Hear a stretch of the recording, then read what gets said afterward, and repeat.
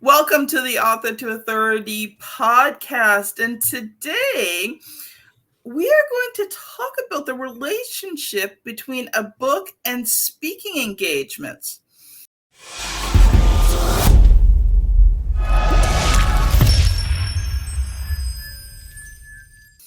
And I can tell you that there is a direct correlation between the two. And I'm so happy to welcome Dave to the show. He's been in practice for 30 years. He's been the number one salesman in the country for two different companies in two distinct industries and selling situations. So I'm assuming that's the US, and I'm recording here in Canada. He has presented in 5 Canadian provinces. Woo! I love Canada. 11 countries and 47 states, and authored 13 books, including his most recent book, The Good Book on Business. Some of his other popular titles are Question Your Way to Sales Success, 11 Secrets of Time Management for Salespeople, and How to Sell Anything to Anyone, Anytime. Welcome to the show, Dave. Thank you, Kim. It's a pleasure to be here. Dave, let's just get right into this a little bit, because I think people think that you publish a book and you make the money from selling the book. But honestly, there's so many ways that you can use the book. So let me just ask you the obvious question. Is there a relationship between, publishing a book and getting those speaking engagements?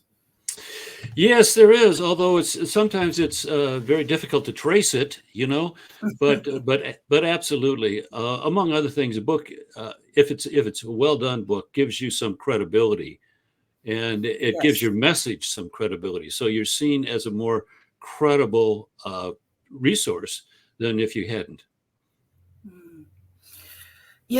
One of the things that I found out early in this journey, with my entrepreneurship and then with being an author, is that there's certain stages that you can't get on unless you are an author.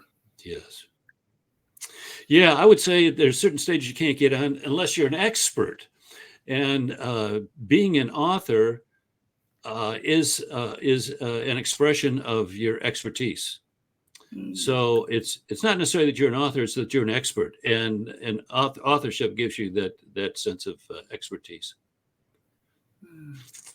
So, Dave, share a bit of your story with us, because I didn't get a chance to tell the audience that you are a father, a foster father, adoptive father, grandfather to 14 children.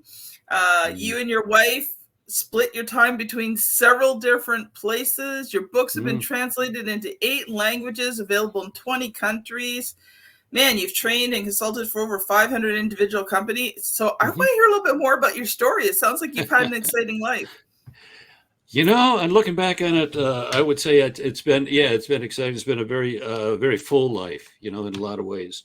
But let me talk about, I think the being very practical, the aspect of the book and the speaking and consulting coaching career, So I was in my 40s, and there's a whole story behind how I got there, but I decided I'm going to be a consultant for the rest of my life. And so I read the books about how you build a consulting practice. And they said 2 things: give seminars and write a book. And I thought, okay, I can do both. I was as a child, if you had asked me when I was 10 years old what I wanted to be when I grew up, I would say without hesitation, I would say a writer.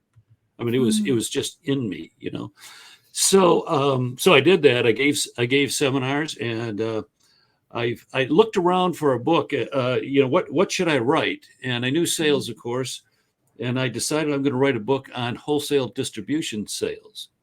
And it looked to me like that was a niche market, too niche a market to appeal to a trade publisher. So the first book I did was self-published, and it was called How to Excel at Distributor Sales. It is the one instance where I can say I published a book and made money.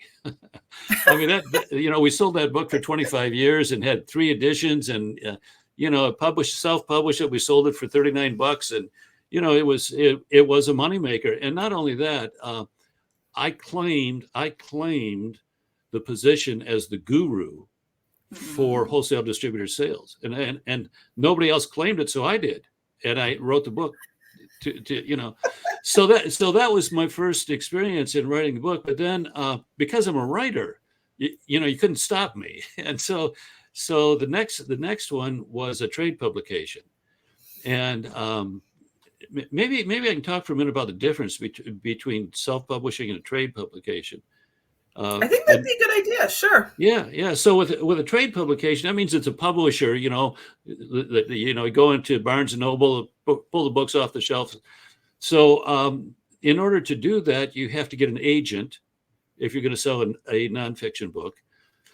And in order to get an agent, you have to have a book proposal. So the first step in the process is create a book proposal, which is a pretty significant document, 7,500 pages, very significant document, a lot of work. And so that's what I did. And then I found an agent who liked the proposal. We went back and forth 2 or 3 times. And then he decided he's going to sell it, which is really an important piece, I think, of the whole process, because here you have someone who is making a living selling books, saying he or she will take a risk on your book. So as opposed to a self-published book where there's no one vetting it, here you have someone who's got a vested interest, and then he's got to sell it to a publisher, and that's his job. And the same thing there, you have an acquisition editor at a company who makes money publishing books, saying, yes, we think this book will sell. So there's 2 levels of vetting before the book even gets written, and then you sign a contract, and then you write the book. And then, typically you're going back and forth with the publisher a couple times. And so you're getting it vetted again, this time with an editor. So one of the differences, I think, between a trade publication and a self-publication is, from my perspective, and again, I've done 5 and 5 or something like that of each. And from my perspective, the trade publication is far more likely to be a substantial book. Self-published book could be anything because there's no limits. There's no borders. There's no barriers to entry. Nobody vets it. Anybody can write a book. That's not the issue. The issue is somebody going to buy this? And when you have people whose living it is behind it saying, yeah, we're going to publish it, that says something about the content in the book. Yeah. It's hard because so very few people actually get the opportunity to work with publishers. So sometimes the only choice you have is to self-publish. But yes. I do agree that because of the level of vetting and, continuous vetting, they do tend to be a higher quality book. But I want to just touch in on something you said there, because I think this is a misconception that people have. They think a publisher is looking for a good book, like a book that's well written. No, they're not looking for a book that's well written. You said it. They're looking for a book that will sell. And I think that's important to note, because people think, if I write a really good book, a publisher will want it. Not necessarily. Not necessarily the case at all. Yeah, that's right. So, one of the issues is the relationship, again, between a published book and speaking engagement. And I found it to work in a couple different ways. One is that the first book, the distributor sales book, because that was such a niche, it was a tightly defined niche, and I could identify all the buyers, at least in theory, and so that's a key to a self-published book is, do you have a very well-defined niche, and can you identify the people within that niche? And so it then became an opportunity for people to see me as an expert, and therefore I got speaking engagements because of that book. Now, after that, I would say for the most part, it'd be very hard pressed to connect a book to a speaking engagement, except one of my more recent books called How to Sell Anything to Anyone, Anytime. And that became a world book, went around the world, was published in 8 different countries, 8 languages, 20 different countries. And one of the places it was published was Colombia. Oh, wow. And yeah, Colombia. And again, I don't know why my books always do better overseas than they do in the U.S. And this is one. It was the best. It was became a bestseller. And so as a result of that, I mean, very specifically as a result of that book being a bestseller, I was invited to speaking engagements in Colombia, and they were, they were significant engagements. And one of them was a trade show. I was the keynote, and the publisher had a booth, and the only thing in the booth was my book. So there's 500 copies of my book, and I had a press conference, the whole thing, very specifically as a result of that book. But that was in a different country. So from my experience, again, it's very hard to connect a book to a speaking engagement for the most part. The book gives you credibility and a sense of expertise, and that's what gets a speaking engagement. So it's a necessary step, but only on a couple of times. And of course, the case in Colombia was one. I did something very similar in Mexico too. So, yeah. I think the thing is that the people that I know that have been successful with their book with speaking engagements, they looked at the book as a tool they use. Yes. They didn't look at it as the field of dreams where they write the book and everything falls in their lap. Yes. They used it as a tool. So they were getting the book out there. They were creating buzz around the book. They were sending the book to these booking agents and, conferences and workshop coordinators and all these types of things. So the book became a tool that just made them stand out, but they used the tool to get the speaking engagements. Yeah. So particularly with a self-published book, so you're gonna get 200 to 300 of them. So give them away. Absolutely, it is a tool. And so you ought to have, again, if you're trying to build a speaking or consulting practice, you ought to have a niche market in mind. You ought to be able to identify the buyers in that market, who they are. Mm-hmm. And so send them a book. You give them away. And that is the best way to get them in the hands of people, because they're not going to find it. They're not going to come to you. You have to take it to them. So hopefully, you send 10 books to 10 of them, maybe one of them read it and say, hey, let's talk to this guy. I love it. Well, we're going to stop briefly for a quick ad break. Audience, if you've been thinking about writing a book for your business and wondering if you are ready, then make sure you listen to this ad. Writing and publishing a book that converts readers into client and scales your business is hard, but it doesn't have to be. Get my free checklist at bit.ly/create and scale that will show you what you need to do to have your book become a well-converting lead generating tool. Welcome back. Dave, I've really been enjoying this conversation, and let's go into this a bit deeper, because I know that you've come prepared to really talk about this relationship. So I'm going to let you loose a little bit to share some of the things that you've prepared for us today. So specifically on the issue of speaking engagement and building a practice, using a book to build a practice. Let me just go off on a little bit on the margins of that. Let's talk about writing as a way to build a practice. And one of the things that I did, I think that absolutely built my practice is, okay, we had a book, and then we had several, and then eventually we had 10. But more importantly than that was I wrote articles. And over the years, we collected a list of 400 or so trade publications. And back in the old days, before email and all that, I mean, we were doing it then. We would hard copy mail, snail mail, an article once a month to every one of those trade publications. And anywhere from it was simultaneous. Simultaneous. What's the word? Submission. There you go. To multiple publishers at one time, but I retained the copyright and said, you can use this as long as you put a little blurb in, my bio, and you're free to use it.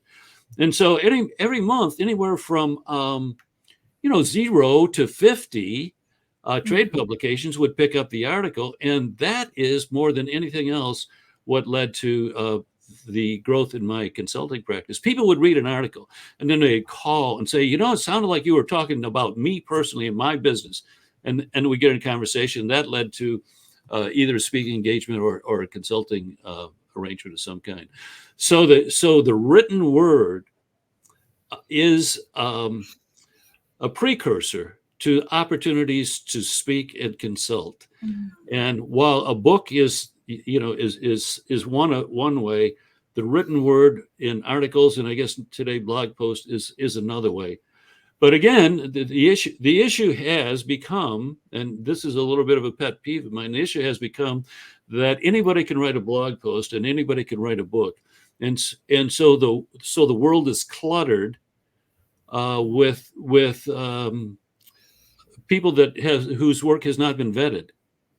And so there's more difficulty on the reader to select than there was in the past, because you had somebody standing between you and the author.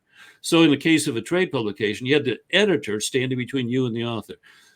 These days, there's no one between you and the author. And so as a reader, it's a little confusing, and you have to work harder as a writer to penetrate that mass of stuff out there to get your word respected. Yeah, that leads to my personal beef, and that's people who think that you can use AI to to write articles and all that and be seen as that expert in your niche. It just it doesn't work. Now, don't get me wrong, I think AI has some great uses. I do use it in my podcast. My daughter helps me out. AI is really great for writing show notes. You plunk the audio in, it analyzes it, it spits it out. You still have to work on it a little bit, but it gives you a nice framework. I think there are some places for AI, but, in terms of content, your voice, being an authority, sharing your expertise, that can't be done through AI. You're not going to be seen as the expert. You're just going to be the same old blah stuff that everybody else is reading because your voice isn't there. Yeah, that's right. Yeah, and I agree with you. There is a place for AI. We use it to do a first draft of marketing messages. So give it like I'm doing a webinar later this month. So gave it the charge to create an email promoting the webinar, and it did, and it's a good first draft. But you have to work with it. Other than that, I really am opposed to attempting to use AI to write articles and blog posts and so on, because it's deceptive. It's not you. Yeah.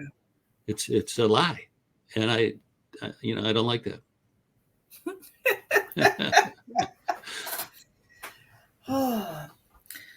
One of the things that I was thinking about while you were talking is the fact that, a lot of my clients have told me that the process of writing their book actually helped them with their expertise. It helped them to put their expertise into a way that was easily explainable.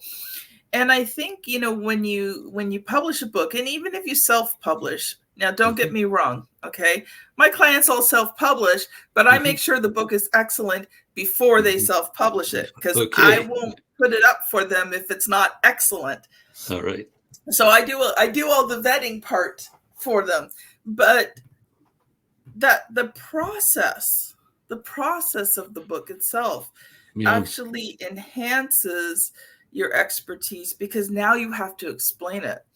And so I think, when we talk about the relationship between a book and speaking engagements, I think one of the things that's unseen is not the book itself, but the process of writing the book really helps you to cement that expertise and cement your messaging and, cement the systems that you use and cement the ways that you explain things. Couldn't agree with you more. The process is incredibly important. I like to think, I'm not sure what I think about something until I start writing about it. And the process of writing, because it forces you to commit to words. See, when it's all in your head, it doesn't have to take that kind of specificity. But when it comes in out of your head onto paper, and it's words on paper, you're committed to those words, and so they better be right. And so the process of writing about something is a way for me, anyway, to think about it and to discover what I know and don't know. And there's another little piece of that, and that is speaking engagements. So one way to refine your message that becomes a book is to speak about it, because there you get immediate feedback. So if Yes. you got a one-liner you love and you use it in a speaking engagement and nobody reacts to it, don't put that in the book. So it's so you have an opportunity to get feedback on your message and the content through a speaking engagement and refine it, so that the book again is something that's been refined and honed a little bit in the real world. Yeah. The funny thing is I love to listen to teaching and training, follow. I like to be mentored. I like to follow a lot of people. I am constantly learning. But one thing I've figured out is that there really is no one way to do things. So, you always have these gurus that tell you, oh, you have to write the book first, then you do the speaking engagements. And then you'll have someone say, no, you do the speaking engagements first, and then you write the book. And you know what I've learned is that sometimes you do the speaking engagements first, then you write the book. Sometimes you have to write the book first before you do the speaking engagements. So I think you really have to look at, what is the best avenue for you. But some people actually, what I have found, and I mean, I have worked with, well, probably closer to 300 clients now, but at least 200 clients, is some people are better verbally than they are in writing. Others are better in writing than they are verbally. And I found the people who were better verbally actually did better speaking everything out, refining speeches, working through things, doing the videos and all that before they did the book. But people who tend to write over speak, it's actually better for them to write the book first, then work on the speaking, because you're working with your strength. Yeah, that's right. Yeah. And I think that's the key, is to discover where your strengths lie and nurture your strengths, play to your strengths instead of trying to overcome your weaknesses. Nurture your strengths instead. Yeah. So Dave, let's switch gears here. Okay. Because you have written a lot of books. And so first of all, tell us about the current one, the one that is near and dear to your heart, and I'm going to ask you a couple of questions. Okay. Well, I think I have two books that are near and dear. The How to Sell Anything to Anyone Anytime book. Unfortunately, I think if I had to do over again, we'd come up with a different title. It's about sales processes, and it's about how organizations can sell better and how individuals can sell better. And the book became, like I said, became a worldwide seller. And I had three international entities recommended as one of the 5 best English language business books, not sales books, business books. So really, it's a substantial work, I think. And the title doesn't convey the substance of it, so that really, I mean, it's a really good book, frankly, and I recommend everybody get it if you're going to sell anything, either as an organization or a independent contractor or a salesperson, that you need to read that book, How to Sell Anything to Anyone Anytime. So that's one. And then the most recent book, now I'm working on another one right now, but the most recent book is something I call the Good Book on Business. And that was a title. It's kind of interesting. So that was a title about the biblical principles in business. And here's a nice little story, because it illustrates some of the things we're talking about. So I sent it to my agent, who said, I'm not sure about this because it's kind of, quote, religious, and he was the one who titled it. My agent came up with the title for it. And I said, okay, let's give it a shot. And he said, okay, we will. And so he created the title. We created a book proposal. He put it off, and he couldn't sell it because the view was that it was a religious book, not a business book, when in fact it was both. So it came back to me, and I said, okay, then I'm going to self-publish it. And so I self-published it. And and it's kind of a nice story about how these things work in real life. And so, and that is a book that there are insights. I tell people, once you read this book, you will never think of business the same, because it's an incredible business has an incredible place in the stories of the Bible, and we don't recognize it because we never looked for it. But once we begin looking for it, we see it all over the place. Yes. Business is really truly close to the heart of God. Dave, I could not agree with you more. As a Christian, my journey in entrepreneurship has been very much guided by the principles in the Bible. It has been, guided by God. Sure. I pray about my business, Sure. and, God has closed certain doors. He's opened certain doors. Absolutely. Yeah. He has told me things that I can and cannot do. Mm-hmm. And I know that may seem strange, but to be honest, the things that he has told me not to do actually have protected me in my business Yes. and kept me. Now, don't get me wrong. I can't say that, everything was a success and, I've had this rise, whatever. Okay. I've had some deep valleys in the business sometimes, Sure. and I've Sure. had some failures, and I've had some times where I'm just like, seriously, God, like, why am I even doing this? Yeah. But some of the things he protected me from, because I said no, because I felt his leading to say no, Yes. have actually been great blessings in my life. Yes. I've had exactly the same experience, Kim. And that is, not only has he opened doors for me and closed others, there are times when he absolutely said no to something that I was working on, and looking back on it, whoa, was I glad that he didn't do that thing? And I had the sense he was protecting me. He's protecting me from a situation that would certainly go south. Well, so I'm going to recommend you and everybody else go get the Good Book on Business, Amazon or wherever you want to buy it. It's all over the place, but the Good Book on Business, and you will see, again, your views on business will never be the same. You'll see business in the light of the Bible in a way that no one, to my knowledge, no one has really come across until we dug into this book. Nice. So, yeah. So, Dave, there's one question I ask every author that comes on the show, but because you have both trade published and self-published, I want you to answer it twice. So once, from the trade publisher point of view, and once from the self-publishing point of view.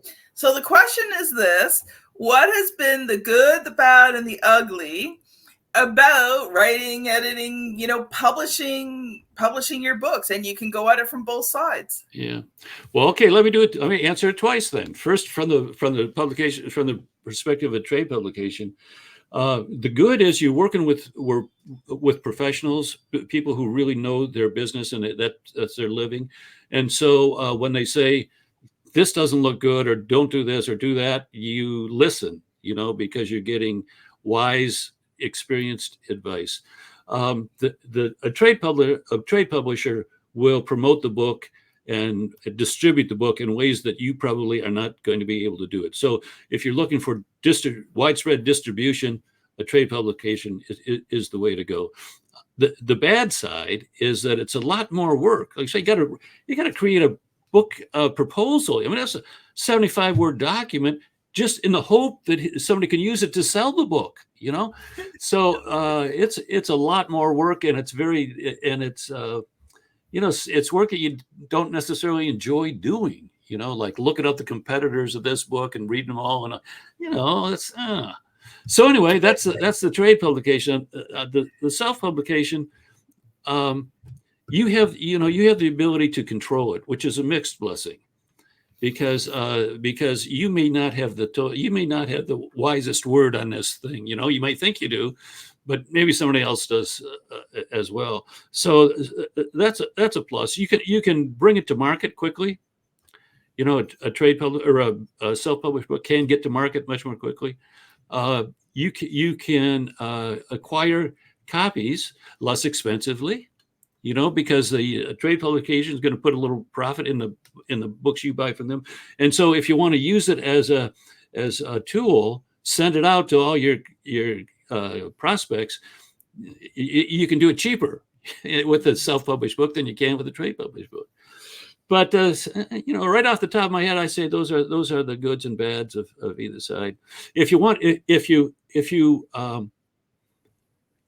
interested in publishing internationally, a trade publication is the way to do it, because they have departments to do nothing but that. So yes. in my case, all of my trade publication books have gone international, and like say the How to Sell Anything to Anyone Anytime is in 20 countries, and so on. So, but I can't do that myself. I wouldn't even know where to begin. It'd be a lot of work trying to get a self-published book international. So, there's pluses and minuses. Just depends on where you are in your career and what you want the book to do for you. Thanks, Dave. I love that. This has been a fantastic interview. So, Dave, we have just enough time for you to share a final thought. And then if people have enjoyed this conversation, how can they connect with you? Well, they can connect at my website, www.davekahle.com. And that'll take you to lots of different places. I have e-zines that I write every week, and we have a couple podcast shows and blogs and all that. So, there's a lot of stuff you can access through that. I guess my last thought is that I think if you're a consultant or a speaker, the book is necessary from two perspectives. Number one, again, we talked about the credibility issue, but the other piece is that the book forces you to think precisely. And as a coach or a consultant or a speaker, you are expected to have a coherent, well thought out message. And sometimes the only way to do that is to write about it first. The act of writing forces discipline, forces clarity, forces specificity, And I think if you're gonna put yourself out there as a coach or a consultant or professional speaker, you're expected to have a coherent message, and the way you get that, one step in the process, is to write about it.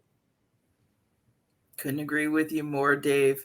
Dave, thank you so much for being on the show today. Audience, if you have enjoyed this episode and you're on YouTube, you're going to see a thumbnail somewhere here on the screen, and it'll be just the previous episode 474, Secrets for Keeping Your Message Seen and Evergreen. If you are on your favorite podcast app, it's really easy this time. Just scan back one. It's another great message that will enhance your business and help you with your messaging and help you to be seen even more. So, audience, thank you so much for listening, and we will see you on the very next episode. Bye now.